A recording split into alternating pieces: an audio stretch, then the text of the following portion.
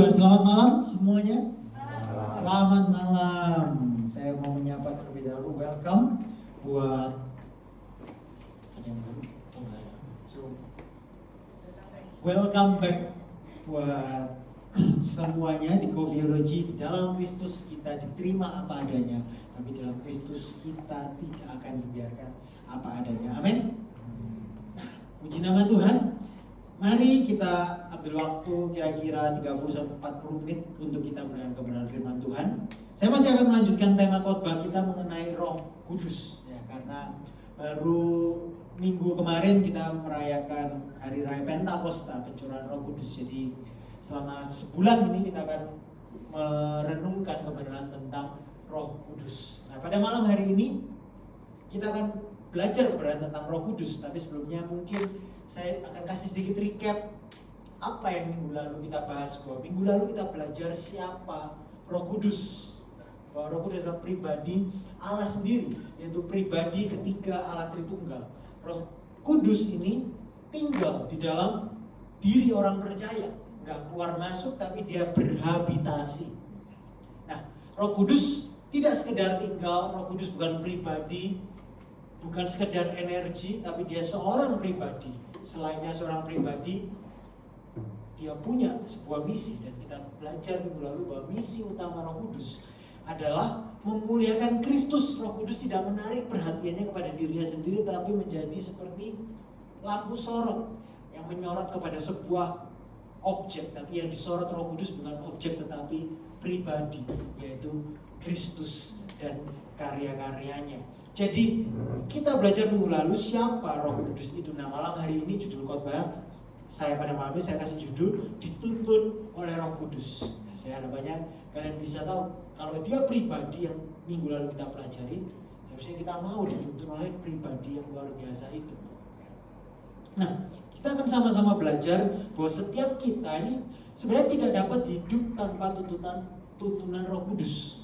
Karena tanpa Roh Kudus kita akan tersesat. Coba katakan tersesat. Tersesat oleh apa? Oleh keinginan diri sendiri. Tersesat oleh apa? Tipu daya dunia dan juga godaan dari si jahat.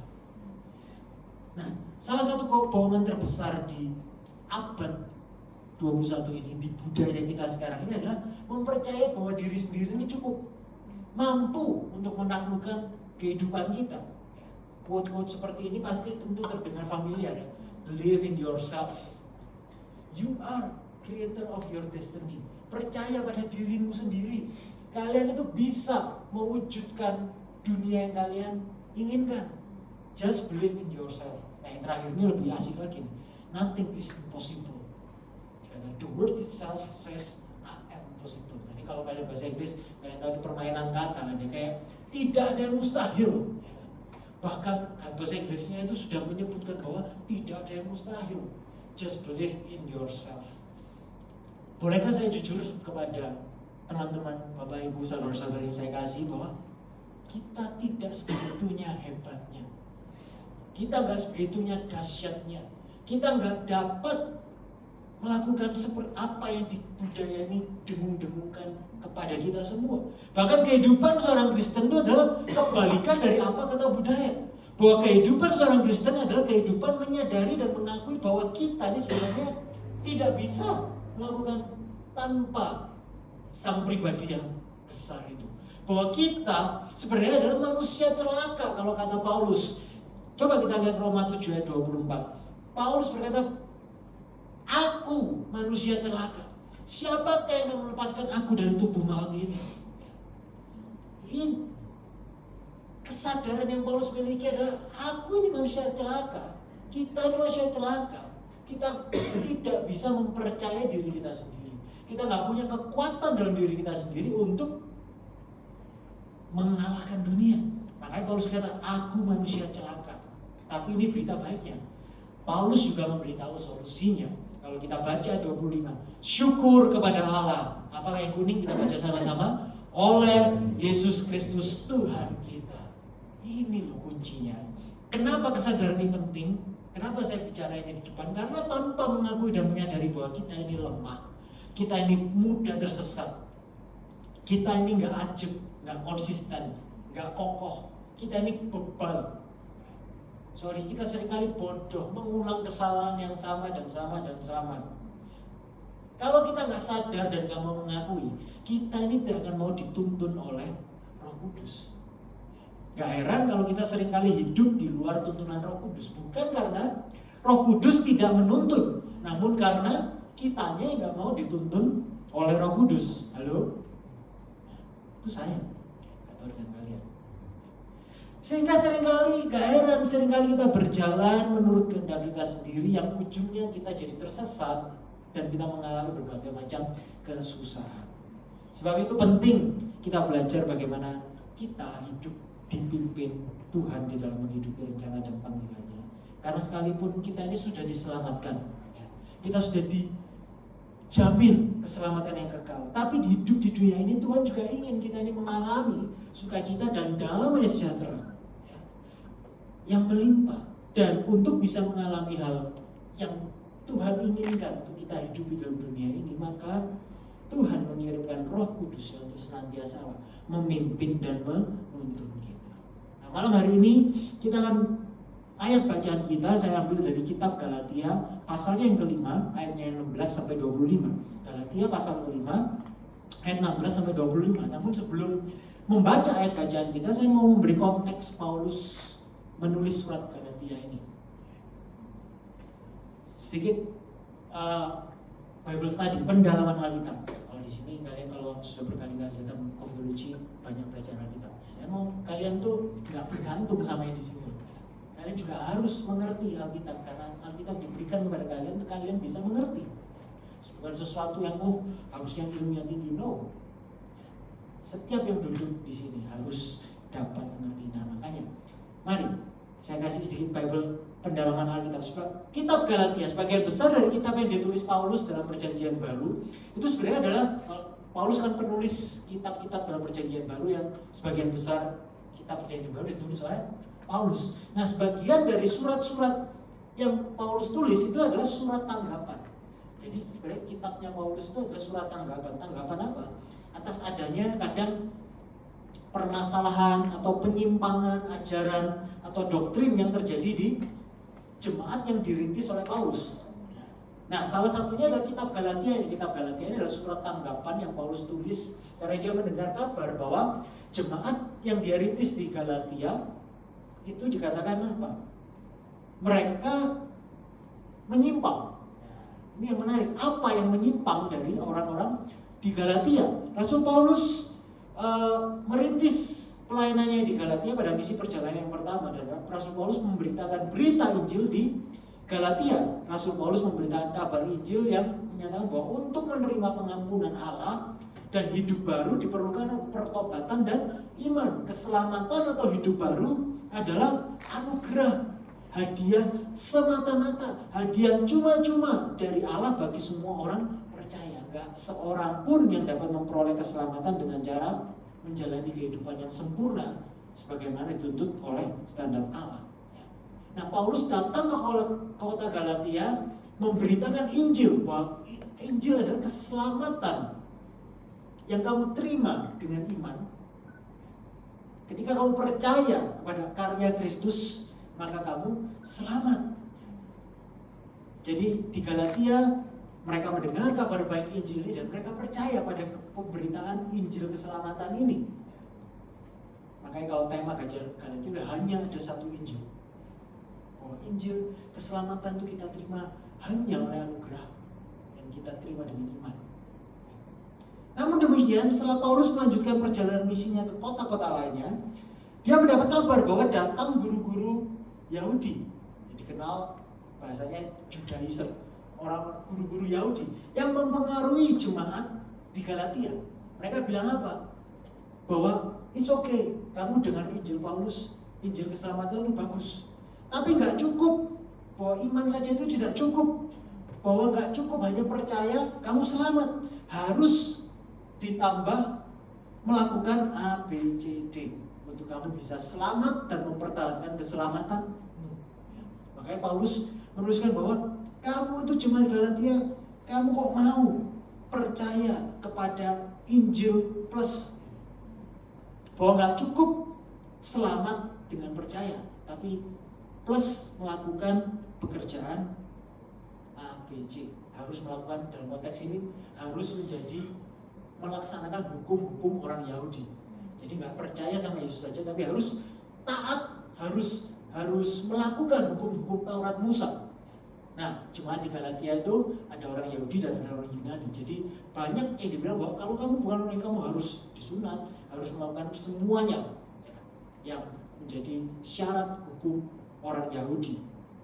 Mendengar kabar itu, Paulus itu jadi sangat sedih dan dalam tanda kutip marah yang kudus. Jadi kalau kalian baca Alkitab Perjanjian Baru, kalau kalian bandingkan kitab-kitab Rasul Paulus, kitab Galatia ini sangat jelek. Paulus itu mengungkapkan kemarahannya kayak apa ya? Bahkan di Galatia dia bilang, "Hei kamu yang bodoh." Bayangin kalau kalian datang ke saya lalu konsultasi, konseling gitu, lalu saya bilang, "Aduh, kok goblok ini?"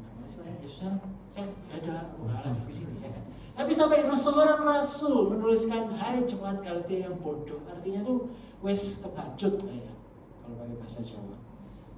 Nah, karena apa yang ditambahkan atau dikurangkan pada apa yang sudah sempurna itu sebenarnya merusak apa yang sudah sempurna itu. Basically, Paulus datang dengan kabar bahwa karya Kristus ini sempurna, bahwa kamu selamat hanya oleh karya Kristus. Tapi datang guru-guru Paulus bilang, gak cukup kamu percaya, harus melakukan ABC.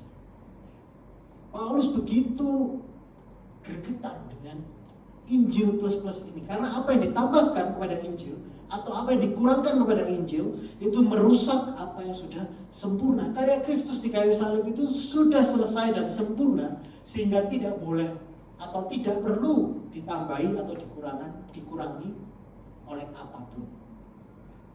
Kalau kalian ingat dulu waktu dialogi saya pernah cerita bahwa kalian tahu nggak ini karya lukisan masterpiece. Bahwa ini ada karya lukisan Mark Rothko, judulnya adalah nomor 6 Violet Green Red. Oke. Jadi judul lukisan ini nomor 6 Violet Green Red. Nah, kalian tahu nggak lukisan ini terjual tahun 2014 senilai 186 juta US dollar. Tak ulangi, saya nggak salah ngomong, 186 juta US dollar. Kalau pakai kurs yang sekarang itu hampir 3 triliun rupiah. Dibeli oleh seseorang lukisan yang seperti tulisan anak kecil ini. Tapi bayangkan bahwa orang menghargai lukisan ini sebagai lukisan masterpiece yang sempurna. Nah kita, kalian bilang, aduh kok enggak welek ini sih, warnanya cuma violet, green, orange, red. Kita tambahi kuning supaya lebih meriah. Lalu kita ambil kuas, kita ambil itu coret celik gitu. Apa yang terjadi dengan masterpiece ini? Rusak. Apakah harganya yang sudah hampir 3 triliun itu jadi tidak berharga sama sekali? Kalian paham? Itu yang bikin Paulus gregetan bahwa karya Kristus itu perfect. Tuhan katakan ini sudah selesai. Justru karena kita tidak mampu melaksanakan hukum Taurat, kita gak mampu taat, makanya anak tunggal Allah itu harus turun dan mati menggantikan kita. Karyanya sempurna untuk menyelamatkan kalian dan saya. Tidak perlu ditambahkan 1 atau 2 atau 3 apapun. Sama dengan ibaratnya kalau kita tambahkan sesuatu kepada Injil itu seperti merusak sebuah karya yang berharga. Nah, oleh karena itu Rasul Paulus merangkum semua argumennya dalam Galatia 5 ayat 1. Jadi itulah konteks kitab Galatia. Nah, dalam Galatia 5 ayat 1, untuk mengingatkan kembali jemaat Galatia, Paulus menulis, supaya kita sungguh-sungguh merdeka, Kristus telah memerdekakan kita. Karena karya Kristuslah kita ini jadi orang merdeka. Kita tidak dibelenggu oleh hukum Taurat, kata Paulus kepada Galatia. Diingatkan supaya kita sungguh-sungguh merdeka, bukan karena kamu taat, bukan karena kamu mampu checklist bisa melaksanakan hukum A, B, C, D, tapi karena Kristus telah memerdekakan kita. Karena itu berdirilah teguh dan jangan mau lagi dikenakan kuk perhambaan. Nah, terjemahan sederhana Indonesia lebih menjelaskan dengan baik. Dengan keadaan kita yang sudah dibebaskan sepenuhnya oleh Kristus dari kewajiban untuk hidup seperti budak, maka berdirilah teguh dalam kebebasan itu. Jangan berbalik lagi untuk hidup seperti budak dengan terus terikat pada hukum Taurat. Sudah bebas, Kristus sudah membebaskan. Kabar yang Paulus bawa kepada jemaat Galatia adalah kabar kebebasan. Mereka terima pada awalnya dengan iman, mereka merasa hidup bebas, tapi datang guru palsu dan mereka dengan mudahnya percaya, oh kayaknya kurang nih. Sudah bebas tapi masih percaya, apa yang mereka percaya sih padahal bahwa perbuatan baik mereka, besarnya persembahan. Kalau mereka berhasil checklist hukum Taurat itu, mereka berhasil melakukan apa yang hukum Taurat Musa laksanakan, itu yang membuat mereka layak di hadapan Tuhan. Kalau pakai konteks zaman sekarang, berapa banyak kita bilang, oke, saya percaya Yesus adalah Tuhan Juru Selamat, tapi sebenarnya dalam hati yang membuat kita yakin kita selamat adalah karena kita gak pernah absen, mungkin bayar perpuluhan, bayar persembahan, selalu berbuat baik, tidak keberhasil, gak absen. Wah, resolusi tahun ini saya mau doa pagi, tiap jam 5 pagi saya doa pagi. Nah, mungkin sampai Juni ini kalian berhasil bangun jam 5 pagi, doa pagi tiap pagi, seminggu 7 kali dalam seminggu, 7 hari dalam seminggu. Track record kalian sebenarnya membuat kalian merasa kalian itu layak mendapat keselamatan. Sebenarnya itu yang Paulus bilang bahwa itu Injil plus. Dan Paulus berkata bahwa kalau kamu percaya itu, kamu kembali hidup dalam perbudakan. Saya tidak percaya, saya bukan ngomong bahwa setiap orang percaya tidak taat ya. Setiap orang percaya pasti berdoa. Setiap orang taat pasti memberikan persembahan. Setiap orang yang percaya Kristus, yang Kristus tinggal dalam dia pasti akan berbuat baik. Tetapi kalau kita menyandarkan keselamatan kita pada perbuatan baik, itu yang namanya hidup dalam perbudakan. Nah, tapi mungkin dalam saya menjelaskan ini ada yang berpikir bahwa jadi enak dong, Kristus sudah menyelamatkan kita, cukup percaya kasih karunia Tuhan cukup. Kalau gitu bisa hidup semaunya dong. Kita nggak perlu nanti dosa yang nggak apa-apa, nanti tinggal minta ampun, anugerah Tuhan cukup. Benar. Nah, saya mau jelaskan bahwa kembali lagi, saya ulangi, ada dua macam hidup dalam perhambaan, yaitu yang di sisi kanan saya, kiri kalian adalah yang namanya legalisme. Bahwa apa?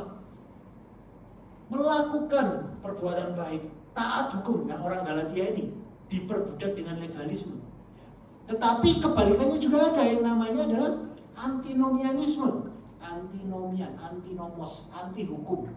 Kalau orang legalisme itu, orang legalis yaitu orang hidup penuh dengan peraturan, sehingga kalau berhasil suka menghakimi orang lain. Wah, aku loh doa tiap pagi, makanya hidupmu gak baik-baik. Kamu belum doa kan? Kamu doa pagi jam 5, kapan terakhir doa pagi? 2 tahun lalu kayaknya, makanya hidupmu susah. Nah, kalau kita legalis, kita akan mudah untuk menghakimi orang lain karena merasa kita lebih tinggi. Antinomianis, orang yang antinomian hidup tanpa aturan sehingga gak ada bedanya dengan orang dunia. Nah, kita akan selalu hidup dalam dua ketegangan ini, dua tension ini. Gereja pun, kalau kalian dulu hidup dalam pergerejaan, gereja pun akan hidup dalam tension ini, yang menekankan selalu legalis. Oh, yang penting kamu buat baik, yang penting taat, ya kan? Gak ada Kristusnya sama sekali. Tapi juga ada gereja yang menekan bahwa kasih karunia, your grace is enough, grace. Toh, ya. Menghasilkan apa? Orang pikirnya, oh ya enak, ikut Kristus gampang. Makanya berapa kali saya ketemu orang, enak jadi orang Kristen itu ya, pokoknya percaya Yesus selamat. Ya wis, nanti aku tak percaya Yesus, sekarang tak seneng-seneng dulu. Kalau sudah mau, nanti kan tinggal ke Yesus selamat. Ya.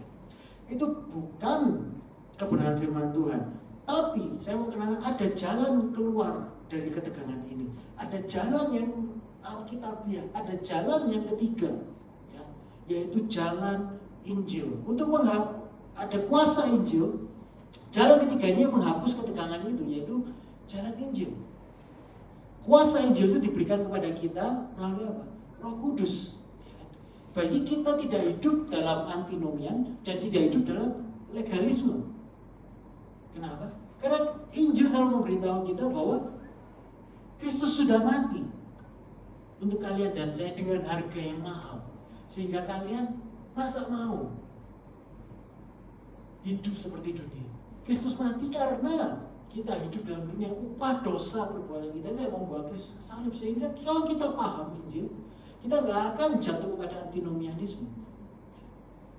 Tapi kita pun juga tidak akan jatuh kepada legalisme. Kenapa? Karena kalau kita tahu Kristus sudah mati buat kita dengan harga yang mahal, kita pasti mau taat. Kita memberi dengan penuh sukacita. Tapi kalaupun kita berhasil taat kepada hukum Tuhan, kita akan bangga karena kita tahu itu bukan hasil usaha kita, tapi ada Roh Kudus yang memampukan kita. Makanya jalan ketiga ini adalah jalannya Roh Kudus. Ini adalah tuntunan Roh Kudus. Nah, inilah jadi hidup dalam perbudakan adalah hidup dalam antinomianisme dan legalisme. Dan berita Injil yang membebaskan kita dari dua kuk perhambaan ini. Kita hidup bebas dan hidup dituntun dalam Roh Kudus. Tuntunan Roh Kudus itulah kehidupan yang membebaskan kita. Itulah alasan Paulus kemudian melanjutkan menuliskan ayat 16 sampai 18. Mari kita baca sama-sama. Ayat 16 Galatia 5 ayat 16. Maksudku ialah hiduplah oleh Roh supaya kita bebas dari perhambaan. Perhambaan apa? Perhambaan taat hukum ya, supaya diperkenan Allah, dan perhambaan apa? Dosa. Dua-duanya sama-sama diperhamba. Tapi Paulus bilang, hiduplah oleh Roh, maka kamu tidak akan menuruti keinginan daging. Sebab keinginan daging berlawanan dengan keinginan Roh, dan keinginan Roh berlawanan dengan keinginan daging. Karena keduanya bertentangan, sehingga kamu setiap kali tidak melakukan apa yang kamu kehendaki. Akan tetapi jikalau kamu memberi dirimu dipimpin oleh Roh, memberi dirimu dituntun oleh Roh, maka kamu tidak hidup di bawah hukum Taurat. Nah, malam hari ini baru introduction. 3 poin yang akan saya sampaikan yang akan kita pelajari sama-sama malam hari ini. Seperti apa hidup dituntun Roh Kudus? Bagaimana kita tahu tuntunan Roh Kudus dalam kehidupan kita? Dan ketiga, tanda hidup orang yang dituntun Roh Kudus itu apa? Poin yang pertama, seperti apa sih hidup dituntun oleh Roh Kudus itu? Galatia ayat 5, 16, Galatia pasal 5 ayat 16, 18 dan 25 memberikan sebuah gambaran kepada kita seperti apa sih hidup orang yang dituntun oleh Roh Kudus itu. Nah, terjemahan bahasa Indonesia kurang menggambarkan makna aslinya, tapi terjemahan bahasa Inggrisnya lebih jelas menggambarkan makna aslinya. Kalau kita baca ayat 16, 18 dan 25, kata-kata yang di bahasa Indonesia dikatakan hiduplah oleh Roh, bahasa Inggrisnya itu sebenarnya walk in the Spirit. Maksudnya hiduplah oleh Roh, walk in the Spirit. Dipimpin oleh Roh, dipimpin oleh Roh. Tapi ayat 25 dikatakan dipimpin oleh Roh. Bahasa Inggrisnya walk in the Spirit lagi. Jadi dipimpin itu walk in the Spirit. Okay. Saya mau kita pay attention kepada kata walk. Perhatikan kata walk in the Spirit. Dituntun Roh Kudus digambarkan seperti walk. Walk itu berjalan. Jalan. Bukan berlari. Bukan diajak kongkong. Bukan diajak lompat-lompat. Tapi diajak jalan. Sebuah penggambaran yang seakan memberitahu kita bahwa Holy Spirit is not in a rush in leading us. Roh Kudus tidak terburu-buru untuk menuntun kita. Tidak terburu-buru untuk memimpin kita. Siapa yang suka buru-buru? Kita manusia yang suka buru-buru. Kita manusia yang suka quick fix. Perubahan yang instan. Suka bukti yang instan. Suka hasil yang instan. Padahal hidup dituntun Roh Kudus itu adalah berjalan seirama dengan Dia. Dibersamai dalam setiap musim kehidupan. Cara kerja Roh Kudus, dituntun Roh Kudus seperti apa? Seperti berjalan bersama. Not in a rush. Nah, salah satu sebutan Roh Kudus kalau kalian di Yohanes 14 adalah counselor. Seorang konselor. Nah, kebetulan istri saya juga konselor. Ya kan? Seorang konselor ketika mendampingi, membersamai. Kalau konselor dunia klien, Roh Kudus siapa kliennya? Kita ini yang butuh konseling sebenarnya. Kan? Seorang konselor sejati tidak akan mempercepat proses, tetapi akan membersamai setiap progres. Seorang konselor sejati tidak akan mempercepat proses, nggak akan ini rush. Ketika kita datang dengan masalah kepada seorang konselor, saya tahu istri saya, kadang dia udah memberikan jawaban kepada kliennya. Kenapa? Ya karena kalau jawab sekarang tidak akan mengubah apapun, tidak bisa mengubah apapun. Perlu apa? Perlu waktu, perlu progres. Sama dengan cara kerja Roh Kudus. Cara kerja Roh Kudus itu tidak pernah mempercepat proses, tapi akan membersamai setiap progres. Demikianlah dalam perjalanan iman kita. Tuhan ingin kita berjalan maju bersama Dia, percaya sama Dia, berprogres dari iman yang satu kepada iman yang lain. Kadang perlu pertobatan yang satu ke pertobatan yang lain. Ketika kita berjalan dalam pimpinannya, Roh Kudus yang tinggal dalam kita itu akan memimpin dan mengarahkan pikiran kita, menerangi kita untuk kita dapat melihat jalan dan mengenali langkah-langkah kita. Apakah kita ini sudah hidup seirama dengan Dia? Kembali kedua musuh Injil. Roh Kudus ini akan menuntun orang yang antinomos untuk mau dan senang hidup dalam kebenaran. Tapi kalau sepanjang hidupnya dia tahu itu orangnya emang dari dulu hidupnya gelap, percaya Yesus yes, tapi nggak langsung kan berubah. Perlu proses. Roh Kudus menuntun orang untuk tidak hidup dalam kebenaran, untuk hidup dalam kebenaran. Sebaliknya, Roh Kudus juga menuntun orang yang legalisme untuk sadar Tuhan gak berhutang dan tidak dapat diatur karena dia sudah berhasil checklist prestasi agamawinya. Nah, perjalanan dituntun Roh Kudus ini progresif. Progres itu apa sih? Bertahap. Dibersamai semakin hari semakin serupa dan segambar dengan Kristus. Nggak bisa potong jalur, nggak bisa jalur percepatan. Berjalan bersama Roh Kudus tidak seperti perpolitikan di negara ini, nggak ada jalur percepatan. Saya kasih konteks dalam contoh dalam kehidupan kita. Kadang kita ini jadi orang Kristen sudah percaya Kristus, tapi kadang sering frustasi, kok hidupku nggak berubah-berubah ya. Nah akhirnya kembali lagi mencari Injil Plus. Kayaknya nggak berubah-berubah, mungkin aku ini kurang didoakan pendeta saya ini kurang ciamik, ya kan. Akhirnya cari pendeta, ya kan, keliling ke sana. Tolong deh, aku ini susah lepas dari rokok ini, didoakan, ya kan, nggak bisa. Kayak pendeta kurang ciamik, putar cari gereja. Mungkin urapannya pendetanya kurang, pergi cari KKR keliling seluruh kota, seluruh negeri. Kembali lagi, nggak ada yang salah dengan KKR. Saya adalah produk lahir baru dari KKR waktu saya kuliah. Tetapi yang salah adalah kalau kita legalisme, pikir bahwa yang menyelamatkan, yang mengubahkan itu pendetanya, KKR-nya. Itu yang keliru. Dan itu yang harus kita berubah. Kayaknya kurang pendalaman Alkitab, pergi ke semua persekutuan doa. Tapi juga ada kebalikannya. Udah Kristen tapi nggak berubah-berubah ya. Wis usaha doa, sudah datang kofiologi, rajin, tapi kok kayak orang pun ini aja nggak ada berubah. Wis percumalah, akhirnya nggak Tuhan-Tuhanan. Ya kan, antinomos. Seringkali akar dibalik semua itu adalah kita berusaha memimpin, bukannya berserah dipimpin oleh Roh Kudus.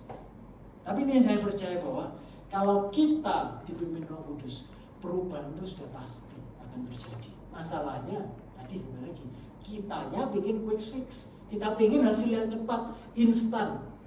Padahal Roh Kudus caranya menuntun adalah dengan walk in the Spirit, berjalan bersama.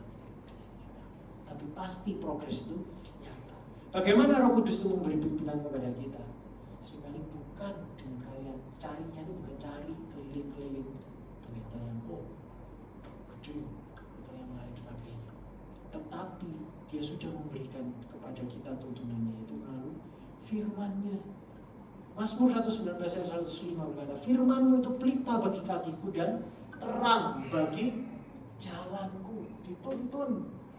Roh Kudus dan firman ini dua hal yang gak terpisahkan, gak bisa dipisahkan. Kalian percaya, kalian bilang bahwa oh aku ini penuh Roh Kudus. Kalian baca firman gak tahu? Loh, ya gimana? Mau dituntun Roh Kudus? Roh Kudus dan firman adalah dua hal yang tidak terpisahkan. Dua hal yang tidak mungkin berlawanan juga. Orang yang bilang bahwa oh kayaknya ini jalannya dituntun Roh Kudus, tapi saya tahu bahwa itu sangat berlawanan dengan apa isi firman Tuhan. Gak mungkin itu tuntunan dari Roh Kudus, karena Roh Kudus dan firman itu dua hal yang tidak terpisahkan dan tidak mungkin berlawanan. Pernah dengar gak orang? Mungkin kalian bertanya, kok aku gak merasa Roh Kudus ada kuasa? Roh Kudus kok gak berkuasa dalam hidupku? Bukan Roh Kudus tidak berkuasa, seringkali kitanya yang seringkali mengabaikan pimpinan Roh Kudus. Banyak dari kita tidak mengenali suara Roh Kudus, padahal sebenarnya Roh Kudus sudah berkali-kali berbicara kepada kita, sudah mengingatkan, sudah memberikan semangat, sudah menghibur. Kenapa? Simple, kalau saya bisa simpulkan, karena kita nggak pernah baca, nggak pernah mau tahu, nggak mau merenungkan firman Tuhan. Makanya yang ada di grup saya kasih daily devotion. Saya tahu mungkin devotionnya agak susah, tetapi setidaknya ada ayat bacaan harian yang bisa menumbuhkan sebuah habit yang baik. Kalian mau hidup kalian dituntun, Roh Kudus kasih tuntunan. Saya percaya Roh Kudus bisa berbicara, tapi yang sudah jelas diberikan kepada kita, yang ada di tangan kita, saya yakin ada di setiap kantong kita semuanya, handphone yang ada aplikasi Bible-nya. Itulah tuntunan Roh Kudus. Roh Kudus tidak akan memimpin kita melakukan sesuatu yang bertentangan dengan firman Tuhan. Amin. Nah, saya masuk ke poin yang kedua. Bagaimana kita tahu ada tuntunan Roh Kudus di dalam diri kita? Mari kita lanjutkan Galatia 5 ayat 17. Kita baca dari 16 dulu. Masukku ialah hiduplah oleh Roh, walk in the Spirit. Ya.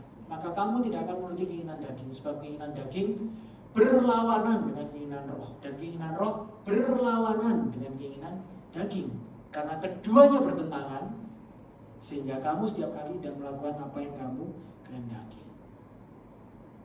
Banyak bertanya, bagaimana kita ini tahu ada tuntunan Roh Kudus dalam diri kita? Bagaimana kita tahu Roh Kudus itu tinggal dalam diri kita? Ayat ini menjelaskan dengan jelas bagaimana kita tahu Roh Kudus dan memimpin kita, yaitu, dengerin saya, kalau ada konflik dan pertentangan di dalam hati kita, sebenarnya itu adalah pekerjaan Roh Kudus dengan maksud supaya kita tidak hidup menurut daging. Artinya Roh Kudus ya, bisa tinggal dalam tubuh manusia berdosa. Sebenarnya kita masih hidup dalam dosa, tapi Roh Kudus sudah tinggal dalam kita. Kita dilahir barukan. Sehingga konsekuensi logisnya apa? Kita ini pasti akan ada pertentangan di dalam diri kita. Apa tagline Coviology? Tagline-nya kan diterima apa adanya. Nah, ini bukan sekedar keren-kerenan jargon loh ya. Tapi memang itulah kita di mata Kristus. Kita bisa datang kepada Kristus terlepas dari siapa kita, apa latar belakang keluarga kita, ras, ekonomi kita, umur kita, masa lalu kita, termasuk dosa kesalahan yang pernah kita lakukan. Bahkan yang mungkin kita lakukan dalam perjalanan kalian datang ke tempat ini. Tapi di dalam Kristus kita diterima apa adanya. Orang senang. Berapa kali waktu kita memulai persekutuan ini, senang. Di Coviology diterima apa adanya. Semuanya latar belakang yang diterima, mungkin di komunitas-komunitas lain, di gereja di sini diterima apa enak. Diterima toh, yes. Tapi itu kan hanya separuh dari tagline kita ya. Kelanjutannya apa? Di dalam Kristus tidak dibiarkan apa adanya. Kenapa? Karena siapa yang di dalam Kristus, dikatakan dia adalah ciptaan yang baru. Yang lama sudah berlalu dan yang baru sudah datang. Siapa yang mengerjakan itu semua? Roh Kudus. Oke. Sehingga dalam hidup orang percaya yang memang dilahir barukan, pasti akan ada pertentangan antara hidup yang lama dengan hidup yang baru yang Roh Kudus lahir barukan dalam hidup kita. Adalah sebuah kesalahan jika kita cuma mau tag yang atas ya diterima apa adanya. Wis, aku ini toh, aku ya segini, aku ya begini ini. Kalian ikut persekutuan terus, kalian rajin datang ke sini, kalian mendengar firman Tuhan, kalian mengangkat tangan, tetapi tidak pernah berubah, tidak ada yang berubah. Minum, kalau kalian minum bukannya berkurang tambah banyak, justru tambah salah, ada sesuatu yang non track. Kalau kita dituntun oleh Roh Kudus, yang terjadi apa? Dulunya kalian memang mungkin seorang peminum. Ketika minum dulu nggak pernah merasakan kesalahan apapun. Tapi ketika kalian lahir baru, melakukan itu, minum rasanya ada sesuatu yang bertentangan di dalam diri kita. Oh nice, kita tinggal. Kalau dulu suka marah sama istri, tanpa rasa bersalah, keluar deh seluruh kebun binatang dan lain sebagainya. Gak ada salah, gak merasa bersalah sama sekali. Tapi kalau lahir baru, apakah ketika keselentik sedikit langsung keluar itu kebun binatang? Mungkin, sering terjadi. Tapi saya percaya bahwa apa yang tadi dikatakan, pertentangan, berlawanan. Kenapa? Karena kita punya tabiat yang baru, kita punya natur yang baru. Nah, Roh Kudus, bagaimana kita tahu? Ketika kita yang di dalam Kristus, kita yang dituntun Roh Kudus, kita melakukan hal yang di luar kehendak Allah, pasti di dalam diri ini akan ada pertentangan. Pertanyaan adalah, kita mau dipimpin oleh siapa? Kan itu pertanyaan. Tapi pertentangan itu pasti terjadi. Kalau kalian tidak pernah merasakan pertentangan dalam diri kalian, itu menjadi sanksi. Apakah memang kalian sudah lahir baru? Apakah kalian memang sudah ada Roh Kudus yang tinggal? Karena saya percaya kita memang masih berdosa, kita masih bisa jatuh dalam dosa, tapi Roh Kudus berhabitasi, tetap tinggal, gak keluar masuk.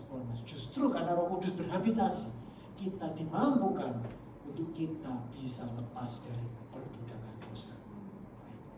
Jadi ada pertentangan, perlawanan.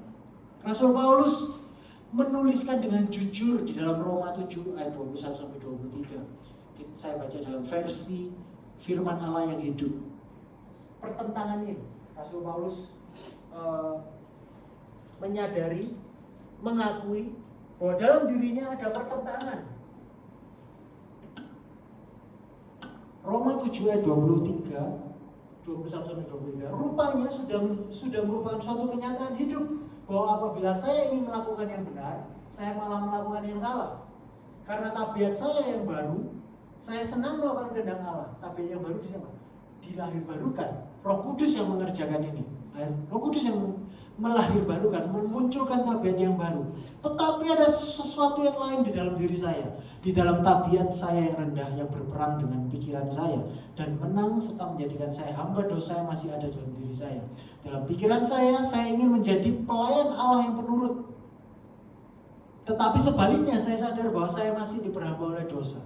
Kesimpulannya nih, jadi sekarang saudara mengerti persoalannya. Hidup saya yang baru menyuruh saya berbuat benar, tetapi tabiat yang lama masih ada dalam diri saya yang gemar akan dosa. Nah, ini loh yang terjadi dalam hidup orang percaya. Ini loh tandanya kalau Roh Kudus tinggal dalam kita, kita pasti akan merasakan pertentangan dan pergumulan ini. Makanya tadi kan, berilah dirimu dipimpin oleh Roh Kudus. Makanya kita perlu dituntun Roh Kudus. Supaya apa? Supaya kita tidak kembali kepada tabiat lama, supaya kita tidak kembali dalam perbudakan, supaya kita tidak kembali kepada kuk perhambaan itu. Tapi kita tahu Roh Kudus ada tinggal dalam diri kita karena ada pertentangan di dalam diri kita yang justru memberitahu kita bahwa Roh Kudus sedang menuntun kita. Pertanyaannya buat kalian, siapa yang lebih memerintah di dalam diri kita? Tabiat lama kita atau tabiat yang baru? Siapa yang kalian turuti setiap hari? Tabiat lama kalian atau natur yang baru? Inilah peperangan rohani setiap hari bagi kita semuanya.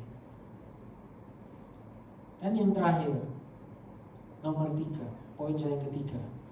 Apa tanda hidup orang yang dituntun oleh Roh Kudus? Apa tandanya hidup orang yang dituntun oleh Roh Kudus? Kita lanjutkan Galatia 5 ayat 18 sampai 23. Akan tetapi jikalau kamu memberi dirimu dipimpin oleh Roh. Jadi kalau kita memberi diri dipimpin oleh Roh,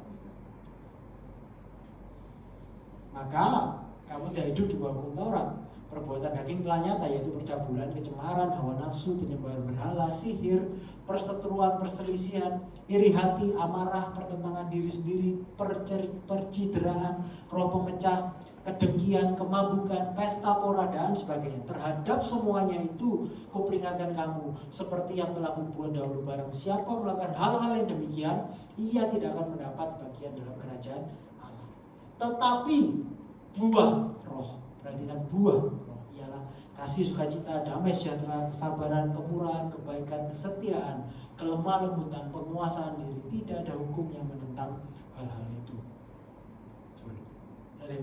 Tanda kalau kita mengizinkan hidup kita dipimpin oleh Roh, kalau kita memberi diri dipimpin oleh Roh, adalah buah. Muncul buah. Ada buah. Buah Roh. Buah Roh itulah hal yang Roh Kudus hasilkan, ciptakan dalam diri orang percaya, dalam kehidupan orang percaya, dalam komunitas orang percaya. Siapa yang dipimpin oleh Roh Kudus akan menghasilkan buah roh. Jadi simpel sebenarnya. Tandanya apa? Buah roh. Nah, tapi ada satu hal yang saya ingin kita juga sadari. Namanya buah. Buah itu tidak langsung jadi gede. Benar? Kalau langsung gede itu namanya buah plastik. Kalau buah yang asli, buah yang organik, itu tidak dimulai dari yang besar. Kita tidak mengharapkan sebuah buah apel yang besar dan gemuk muncul begitu saja. Pasti ada titik mulainya, mulai dari yang kecil. Nah, orang yang hidup dalam tuntunan Roh Kudus mungkin saja menghasilkan buah, pasti menghasilkan buah, tapi mungkin tidak merasa sudah bertumbuh. Itu dua hal yang berbeda. Sudah ada buahnya, tapi belum besar. Pertumbuhan menurut definisinya bukanlah sesuatu yang mungkin kita rasakan, namun pertumbuhan itu dapat diukur dari waktu ke waktu. Pertumbuhan terjadi secara bertahap, progres. Jadi kita perlu bersabar untuk melihat pertumbuhan. Tapi satu hal yang pasti adalah bahwa setiap orang percaya yang dipimpin oleh Roh Kudus, atau saya kasih lebih tepatnya, setiap orang yang memberi diri dipimpin oleh Roh Kudus pasti menghasilkan buah, dan pertumbuhannya itu pasti terjadi. Jadi jika kita memiliki Roh Allah dalam diri kita, kita akan berbuah. Kembali ke teksnya, tagline Coviology, pasti berubah, pasti tidak jadi apa adanya.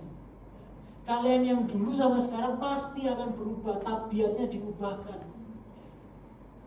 Sama halnya kalau kita memiliki pohon buah, jika kita tidak ada menemukan buah di pohon buah itu, maka konklusinya adalah pohon itu mati. Begitu pula dengan orang yang dituntun Roh Kudus. Bagaimana kita tahu jika kita hidup dipimpin Roh Kudus bukan dari apa yang kita lakukan atau kerjakan untuk Tuhan, bukan dari seberapa banyak talenta atau karunia roh yang kita miliki. Alkitab belum punya banyak contoh orang yang punya banyak karunia tetapi tidak selamat, tidak hidup dituntun oleh Roh Kudus. Contoh yang paling jelas siapa? Yudas Iskariot, murid Yesus ini. Yudas punya karunia, diberi karunia. Dia salah satu murid-murid yang bisa mengusir setan, bisa menyembuhkan orang sakit. Tetapi kita tahu bahwa dia tidak hidup dalam tuntunan Roh Allah. Yesus berkata, kalian akan tahu apakah pohon itu sehat atau tidak dari mana? Dari buahnya. Jika pohon itu menghasilkan buah yang baik, maka kesimpulannya pohon itu adalah pohon yang hidup dan pohon yang sehat. Jika pohon itu menghasilkan buah yang buruk, maka itu adalah pohon yang sakit. buah kita lah yang menjadi tanda apakah kita memberi diri dipimpin oleh Roh Kudus atau tidak. Nah, saya mau kita lihat buah roh ini akan ada 9 buah roh: kasih, sukacita, damai sejahtera. Sadar nggak sebenarnya bahwa ada buah yang asli, ada buah yang palsu. Nah, tuntunan Roh Kudus itu pasti menghasilkan buah yang asli. Nah, di sini saya ngambil dari buku Tim Keller. Dia ada buah roh yang asli, lawannya daging itu lawan dari buah roh. Tapi juga ada counterfeit-nya ternyata, buah roh counterfeit, buah roh yang palsu. Kan bisa foto, kasih, buah roh kan kasih, sukacita. Kasih apa sih? Arti kasih itu yang buah yang asli itu artinya kita, kalau kita punya buah ini, kita melayani seorang demi kebaikan mereka, bukan demi apa yang orang itu bisa bawa buat kita. Lawan dari kasih apa? Rasa takut, ketakutan, melindungi diri sendiri sampai rela menyiksa orang lain. Nah, buah palsunya apa dari kasih ini? Kasih sayang yang egois, di mana kita memperlakukan seorang dengan baik, kayaknya penuh kasih, tetapi sebenarnya di balik itu adalah semua tentang diri kita sendiri. Sukacita, kegembiraan, buah yang asli, buah roh. Sukacita adalah kegembiraan di dalam Tuhan karena keindahan dan nilai diri Tuhan yang kita terima. Lawan dari kasih adalah, lawan dari sukacita adalah keputusasaan, kehampaan. Nah, buah palsunya apa? Buah palsunya kebahagiaan yang didasarkan pada pengalaman berkat, bukan sang pemberi berkat. Yang menyebabkan apa? Perubahan situasi hati berdasarkan keadaan. Kalau pas dapat berkat bersukacita, pas berkatnya hilang, bukan berarti kita nggak bisa jadi sedih, tapi ada buah yang palsu. Damai sejahtera, buah yang asli damai sejahtera ya keyakinan dan ketenangan dalam hikmat dan kendali Tuhan, bukan pada diri kita sendiri. Lawan dari damai sejahtera apa? Kasih.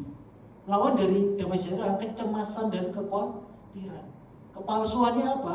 Ketenangan yang datang dari karena kita nggak peduli aja. Kadang kita bisa penuh damai sejahtera, kenapa? Karena kita nggak peduli. Sabar. Nah, sabar. Buah yang asli sabar itu kemampuan untuk menghadapi masalah tanpa meledak-ledak. Lawan dari kesabaran adalah kebencian. Kebencian terhadap Tuhan dan kebencian terhadap sesama orang lain. Counterfeit-nya, buah yang palsu apa? Sinis, atau bisa juga sombong diri. Ini terlalu kecil lah untuk rendah, untuk dikhawatirkan. Akhirnya ya jadi orang sabar sih, karena saya nggak ngurus. Betul? Kelihatannya hampir sama di luarnya, tapi sebenarnya di dalamnya jauh berbeda. Kemurahan buah yang asli itu adalah kemampuan untuk melayani orang lain yang berasal dari rasa aman yang mendalam. Kebalikannya apa? Kedagingannya apa? Iri hati, membuat kita tidak dapat bersuka cita atas kegembiraan orang lain. Counterfeit-nya, buah palsunya, perbuatan baik yang manipulatif, bermurah hati kepada orang lain sehingga kita dapat memberikan,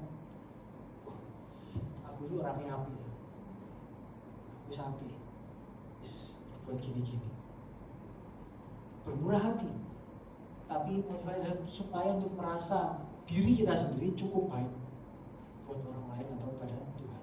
Kebaikan, buah yang asli itu artinya menjadi orang yang sama dalam setiap situasi, berintegritas.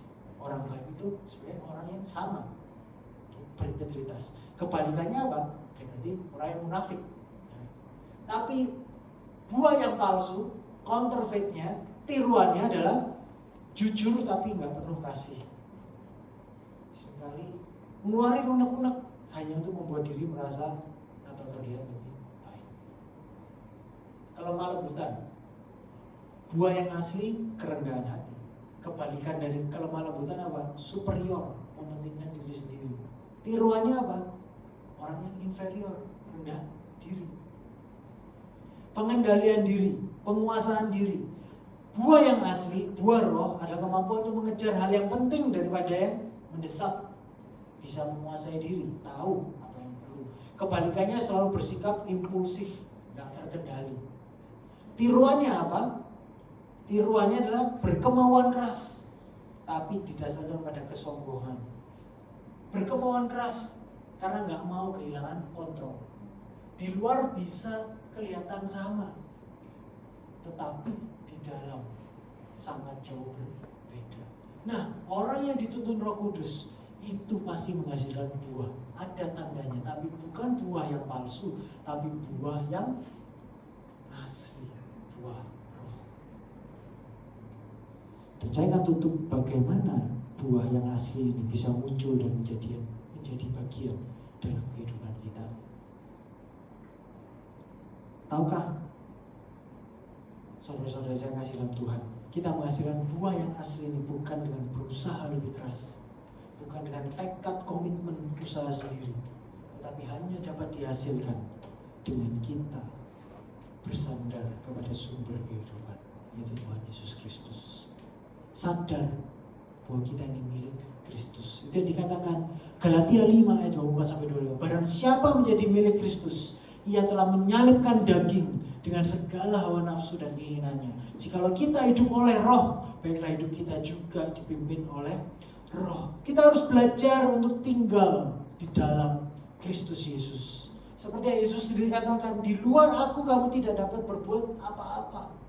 Buah, Yesus kasih contoh, akulah pokok anggur dan kamu ranting-rantingnya. Kecuali kita tinggal di dalam pokok anggur itu, kita melekat kepada sang pokok anggur, kita gak akan dapat menghasilkan buah. Mungkin kalian bisa menghasilkan, yes, kalian bisa menghasilkan buah, tapi buah yang palsu, bukan buah yang asli. Buah yang asli hanya dapat dihasilkan ketika kita yang adalah ranting melekat kepada sang pokok anggur itu, yang menghasilkan buah yang asli. Kita memerlukan sumber daya dari pokok anggur. Dan jika kita mempelajari rahasia tinggal dalam Yesus, Dia berjanji bahwa kita memang akan menghasilkan banyak buah. Tapi itu bukan untuk kemuliaan kita, bukan kepentingan diri kita, tapi untuk kemuliaan Bapa di surga. Amin. Dan tahukah Bapak Ibu, saudara-saudara, teman-teman yang saya kasih dalam Tuhan, sang pokok anggur itu disayat, dikelupas untuk sebuah cabang lain dapat dicangkokkan kepada pokok anggur itu. Kitalah cabang yang lain yang dicangkokkan kepada pokok anggur itu. Di kayu salib, Yesus ditikam, diremukkan karena segala dosa dan kejahatan kita. Dia menanggung hukuman supaya kita beroleh keselamatan. Dia terluka oleh cambukan supaya oleh bilur-bilurnya kita disembuhkan. Pengorbanan di kayu salib membuka jalan bagi kita untuk kita dapat tinggal melekat pada pokok anggur itu. Di salib, yang kudus rela kehilangan kekudusannya supaya kita yang sangat tidak kudus dapat menjadi kudus. Yang berharga rela bayar harga supaya kita yang tidak berharga ini menjadi sangat berharga. Yang kekal rela mati supaya kita yang semestinya dihukum mati dalam kekalan justru menerima jalan kepada kehidupan yang kekal. Justru inilah yang satu-satunya jalan kita bisa menghasilkan buah yang asli, menghasilkan buah yang benar. Dan Roh Kudus lah yang memimpin kita untuk mengingatkan kita akan keindahan dan kemuliaan dari apa yang telah Yesus lakukan. Itulah sebabnya setiap kali kita mendengar kabar baik ini, kita mendengar apa yang Yesus lakukan di kayu salib menggantikan kalian dan saya, berita Injil ini bergetar. Itu yang membuat kita ini meninggalkan keyakinan kita akan legalisme, akan performa rohani kita. Dan juga itu yang akan meninggalkan kita, memampukan kita untuk kita ini tidak lagi hidup di dalam kedagingan kita. Karena Roh Kudus selalu mengingatkan kita bahwa harga yang Tuhan bayar di kayu salib itu mahal, bukan dengan emas dan perak, tetapi dengan darahnya yang mahal. Maukah kita menyanyiakan darah Yesus yang begitu mahal? Sadarkah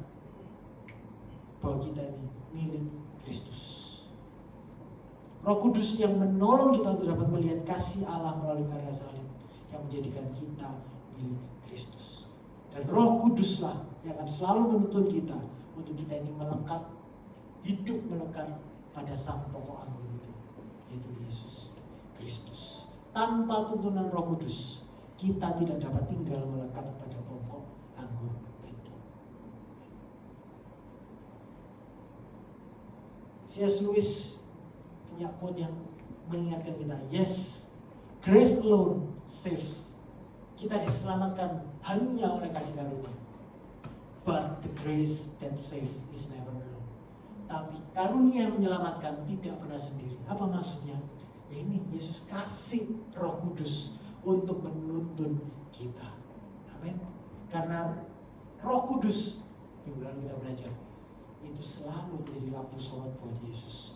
Menyorotkan kita, melihat Yesus, mengarahkan kita untuk melihat Yesus. Kalau kita mau berdosa, Roh Kudus mengingatkan kita, lihat perbuatanmu dan bawa Yesus mati ke kayu salib. Masa kamu mau menyanyiakan darah yang mahal? Ketika kita berbangga dengan performa kita, performa rohani kita, Roh Kudus kembali melihat, mengarahkan mata kita kepada Yesus. Kamu itu gak begitu konsisten. Justru kalau kamu mampu, Yesus gak perlu mati. Bahkan kalau kamu mampu, itu bukan karena kamu kuat, tapi karena ada aku yang memampukan kamu. Kembali kepada kebenaran Injil. Itulah yang Roh Kudus kerjakan. Grace alone saves, but the grace that saves is never. Hanya kasih karunia yang menyelamatkan, tapi kasih karunia yang menyelamatkan tidak pernah sendirian. Karena Roh Kudus dikaruniakan kepada kita untuk menuntun kita. Maukah kita hidup dipimpin oleh Roh Kudus? Maukah kita hidup dituntun oleh Roh Kudus? Mungkin pertanyaan bukan mau apa enggak mau, harus kita. Kalau enggak, kita enggak akan bisa sampai berakhir finish. So mari saya undang kita bangkit berdiri. Kesimpulannya, kalau kalian mungkin bakal lupa akan semuanya, saya kasih 3 kata yang perlu kita ingat. Seperti apa hidup dituntun oleh Roh Kudus? Berjalan, walk. Bagaimana kita tahu tuntunan Roh Kudus? Ada pertentangan. Ada pertentangan dalam diri kita. Tabiat lama kita dengan natur baru yang Roh Kudus berikan selalu menghasilkan pertentangan dalam diri kita. Siapa yang kita izinkan untuk memimpin kita tiap hari? Tanda hidup dituntun Roh Kudus, buah roh. Jadi berjalan pertentangan buah roh. Mari kita renungkan apakah hidup kita hari ini menunjukkan bahwa kita sedang berjalan bersama Roh Kudus. Apa kita mengenali suaranya? Dan tidak sekedar kita dengar, tapi apakah kita mengikuti tuntunannya? Atau justru kita masih lebih percaya kepada diri kita sendiri? You believe still in yourself. Tapi pada malam hari ini izinkan Roh Kudus menuntun langkah kita. Karena tanpa Roh Kudus sebenarnya kita bukan hanya tersesat, tapi kita tidak akan bisa hidup